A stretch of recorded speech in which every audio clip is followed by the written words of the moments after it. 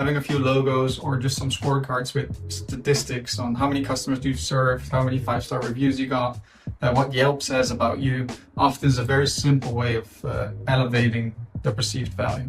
And then the first thing you want to do is talk about the pain point. They clicked the ad that was screaming about their problem, and kind of reiterating that on the landing page is very helpful in two ways. The first one is you're kind of educating them on how your solution solves a problem. And then the second one is you're building trust. You're basically agreeing on the feelings that they have. Here, you really want to nail down that research that we did earlier to make sure you're talking about their specific pain points. If you miss the mark, it's useless and they don't feel your solution will solve their problem. So really make sure you're discussing the right problems that they're experiencing. If you do it in a grid like this, or whatever design you apply, it's not necessarily the case of this video, but you want to follow the same structure. Now we've stated the problem, and now we're going to state the solution. So here again, you want to have visuals where you can show how you work, or even a video. These tell much more than just text, and in 2026 you're almost obligated to have interesting visuals. So here we have on one side we got an image.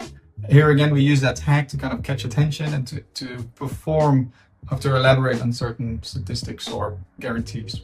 And then we basically describe what that feature is or how that solution will look like. A very smart trick to use as well is to use bullet points. Here we use small icons to kind of show what it's about. But if you put everything in paragraphs, people won't read it. So you should give them the ability to kind of scan through it and understand the complete page within 20 seconds. And you do that by using different organizations of the page, titles, bullet points, pills, whatever it might be. And then you can go on certain features of the product. So here you want to elaborate how your solution kind of competes with all the market out there and why everybody chooses your product. Of course, here you want to repeat again the desired solution that the client is looking for.